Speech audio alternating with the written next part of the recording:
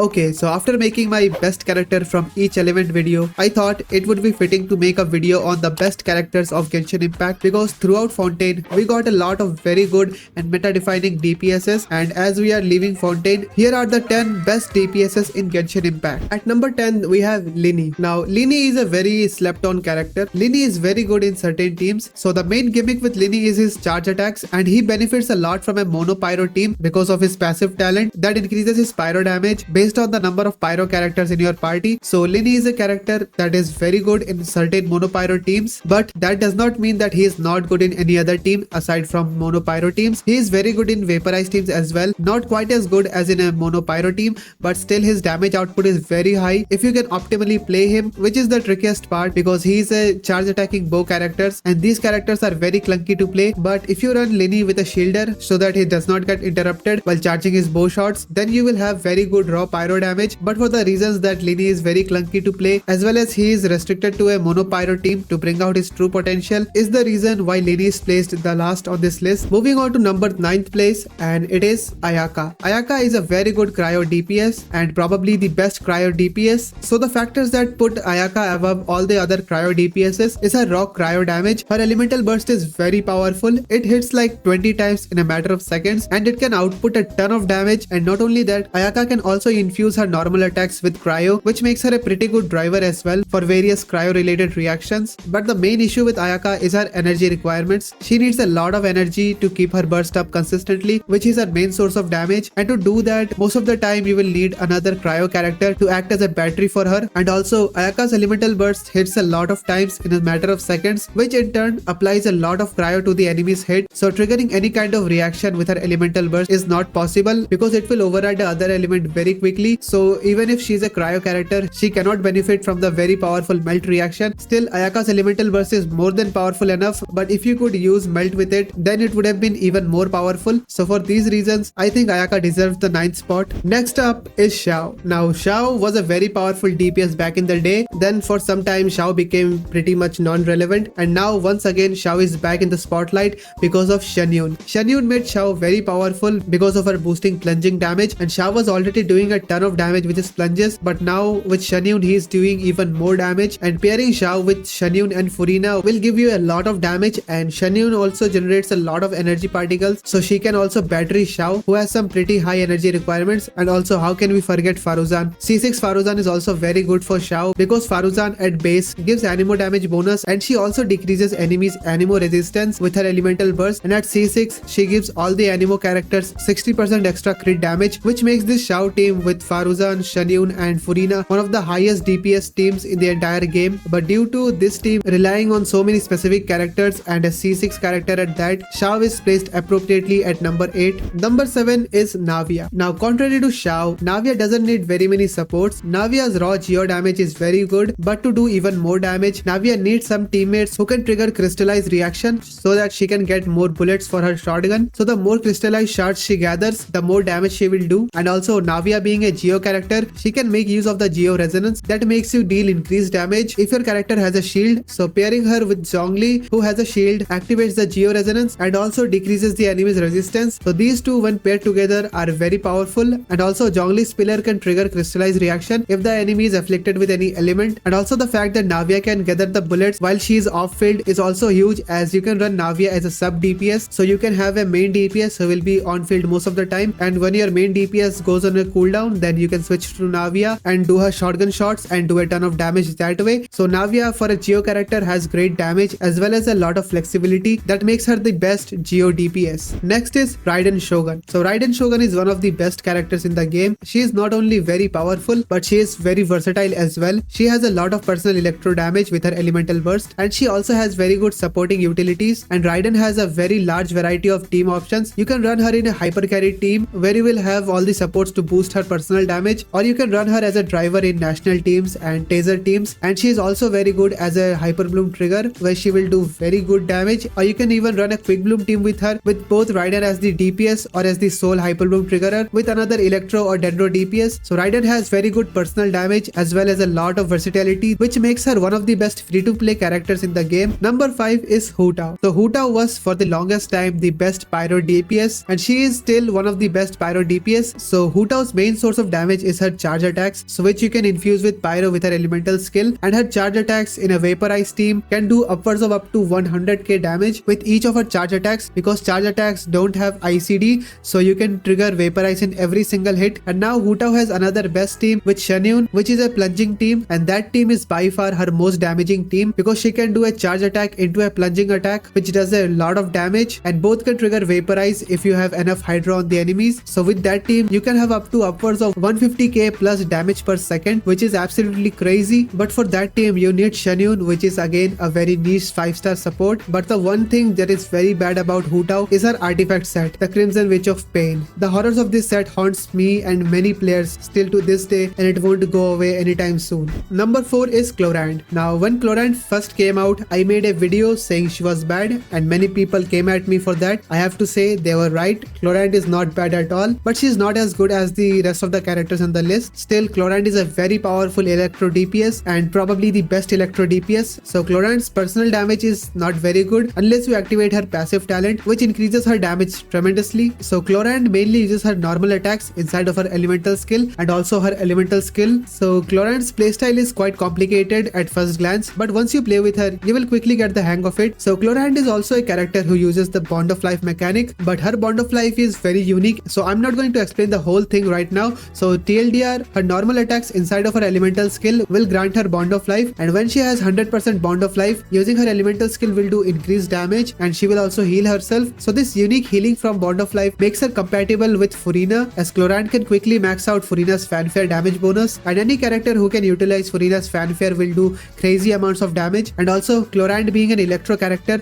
she can make use of the aggravate reaction, which will increase her damage even further. So Chlorand in the right team can output a ton of damage, and her pistolet shots can actually pierce the enemies if they are in a straight line. So she has some decent AoE as well if the enemies line up. So Chlorand is definitely the best electro DPS and definitely deserving of the 4th place. But the top 3 DPSs on this list are just built different. But before revealing the big 3, let's go over some honorable mentions who quite couldn't make the list. So Wanderer is a very powerful animo DPS, but his main utility lies in his exploration capabilities where he can fly. He can deal a good amount of damage, but the main issue with Wanderer is his personal damage is not anything extraordinary, but due to the fact that he flies above, and if any of the enemy just touches him, he gets flung over and is easily interrupted, and he will lose a lot of DPS. This makes Wanderer a not very reliable choice as a DPS. And Nilu is also kind of in the same boat where she is very powerful in a specific team, but outside of her Super Bloom teams, she is not very good, as Nilu doesn't have a clear purpose in any of the other teams aside from her Super Bloom teams. Although her Super Bloom teams are exceptionally powerful, but if you are facing an agile enemy who moves around a lot, then her damage output becomes extremely low. And as for Ayato, although Ayato has some respectable hydro damage as well as hydro application, his damage output and hydro applications are not anything extraordinary that makes him better than rest of the hydro DPSs. And as for Riotsly, now Riotsly is a very powerful cryo DPS, but the main issue with Riotsly is that most of his potential is locked behind his C1, which massively increases his damage output. But him being a cryo catalyst character makes him a very good driver for various teams, but his damage output at C0 is, I would say, is not very high to make him give this spot. Alright, now is the time to reveal the big 3, starting with Al-Haytham. Now Al-Haytham is the best Dendro DPS and one of the best DPS in the entire game, hence why he is up here. Al-Haytham's raw Dendro damage is quite okay, but Dendro is an element of reactions, so Al-Haytham's damage skyrockets when you make use of the spread reaction, which pretty much doubles the damage he deals. Although Al-Haytham's kit is quite complicated to grasp, but once you master Al-Haytham's kit and you learn how to manage his chisel light mirrors, then you can have very good consistent Dendro damage. And not to mention, he is quite versatile as well. You can run him in a various Dendro related reaction teams like Spread, Bloom, Hyper Bloom, and even in some Virgin teams. And you can also run Al-Haytham in a dual DPS team with another electro character like with Chlorand with Nahida as your support, as both Al-Haytham and Chlorand has quite long cooldowns. So when one of them is on cooldown, you can switch to other character and do a lot of damage, because with either of them you can trigger quicken, so both of them will do pretty good damage. Okay, so the second place belongs to Arlecchino. So Arlecchino has the best raw pyro damage out of any of the pyro DPSs. Her raw pyro damage is exceptionally good considering she uses her normal attacks to deal most of her damage, and not to mention you can run her in a vaporized team which will double her damage. But the main issue with Arlecchino is that she is very squishy, and she also utilizes the Bond of Life mechanic, and Bond of Life characters can't be healed, so she is extremely fragile. So if you are not paying attention and dodging the enemy's attacks, or if you are not using a shield builder, then your Arlecchino will die pretty frequently. So Arlecchino does a ton of damage, but you will need quite a bit of skill to play with her optimally, which makes her fall short of being the best DPS. But the best DPS of Genshin Impact definitely deserves his spot, and it is Neuvillette. Neuvillette not only does insane damage, but he is very easy to play as well. So Neuvillette is a HP scaling character,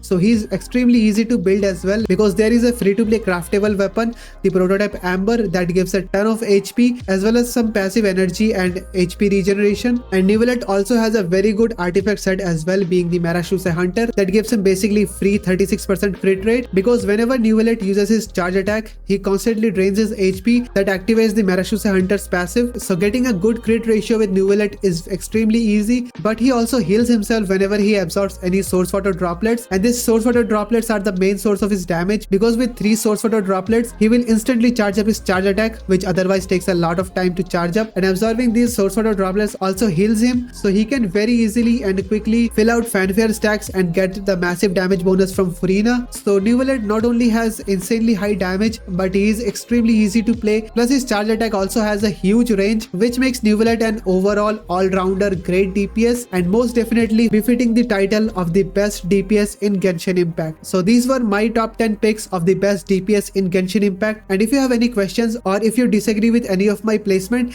then feel free to comment down your opinion. And while you are doing that, I would highly appreciate it if you can like this video and also subscribe to the channel, and I'll see you in the next one. Let the mighty be humbled.